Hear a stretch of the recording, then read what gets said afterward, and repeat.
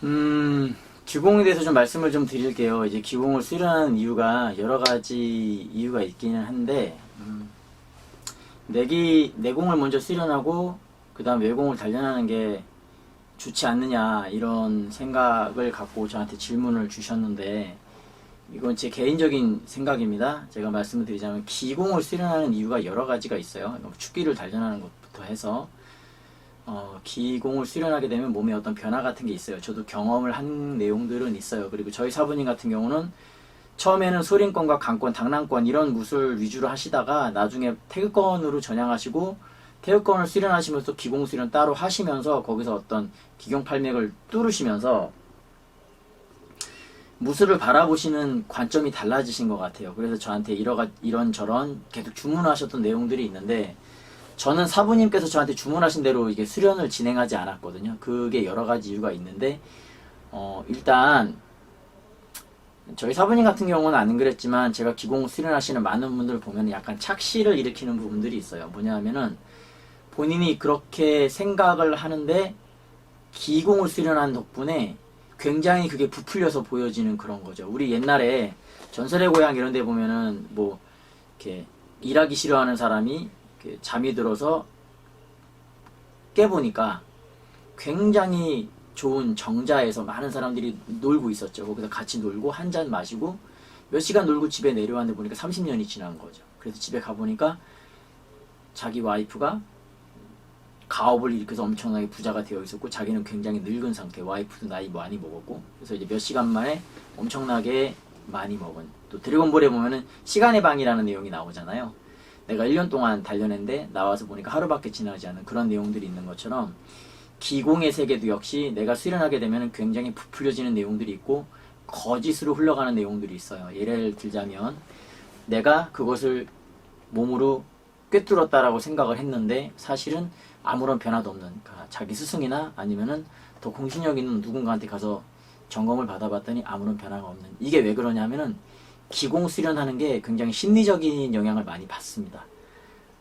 우리가 심리적으로 이런 생각을 하면은 그럴 것이다라고 막 가상으로 받아들여지지만 실제로 어떤 상황의 사건들을 직접 확인해 보면은 다른 경우들이 있잖아요. 이런 거랑 비슷하다고 생각을 하시면 돼요. 그래서 저는 개인적으로 기공을 먼저 수련하시고 육체를 단련하는 것은 별로 추천하지 않고요. 오히려 그게 역으로 가는 것이 더 좋다라고 보는 사람이라서 무술을 단련을 열심히 하고 강권, 외곽권 그리고 경기공 위주로 수련을 하다가 부족한 부분을 메워나가는 과정에서 기공을 수련하고 내각권적으로 흘러가는 것이 조금 더 순서에 맞다. 저는 이렇게 봅니다. 왜냐하면 어차피 내각권의 내용들을 잘 보면 이런 것들이 있어요.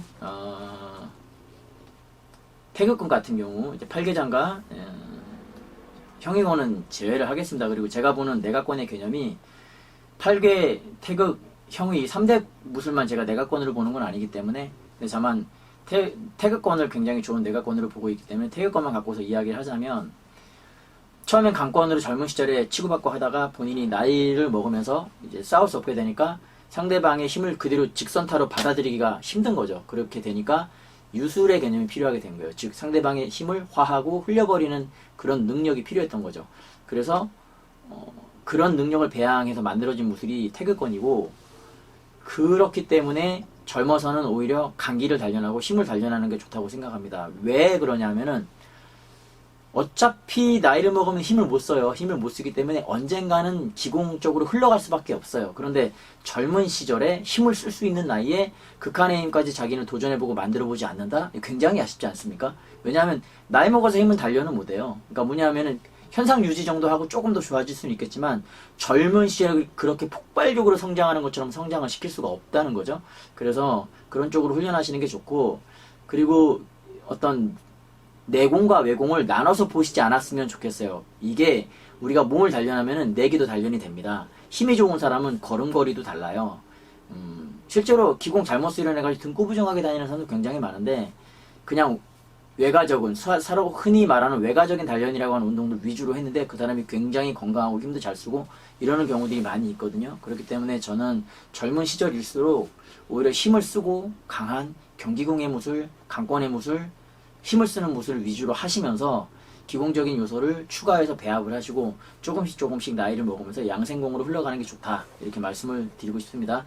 내공도 마찬가지고요. 그래서 심의육학권 저서에 어떤 분이 쓰신 내용을 보면 40이 지나면 기경무술하지 말고 양생무술 해라 이런 말씀을 하시거든요. 물론 옛날보다 지금은 사람들이 장수도 하고 더 건강하게 삶을 영위하기 때문에 조금 그게 100% 맞다라고 생각하기는 어렵겠지만 거기서 말하는 그 의미만 이해를 하자면 나이를 먹어서는 너무 호전적인 쪽으로 운동을 하지 마라. 건강과 자신의 몸을 지키는 쪽으로 운동을 하는 게 바람직하고 좋다 라고 말씀하신 걸로 이해한다면 조금 더 폭넓게 내가 수련하는 방향을 설정할 수 있다고 생각을 합니다. 그래서 수련하시는데 그럼 결국은 선택이에요. 50이 지나서 나는 샌드백 때리고 이게 좋아. 그럼 그거 하시면 돼요. 근데 그런 분들은 기력이 좋으신 분들이 그렇게 하시는 거고 사실은 40만 돼도 힘을 못 쓰시는 분들이 굉장히 많거든요.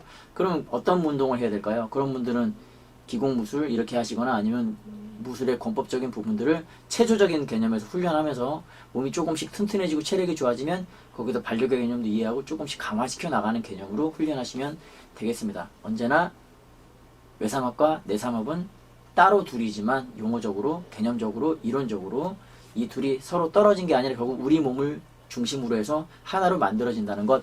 그렇기 때문에 기공과 내공과 외공을 나눠서 생각하지 말고 내가 운동하는 모든 것이 내공 단련이며 외공 단련이다.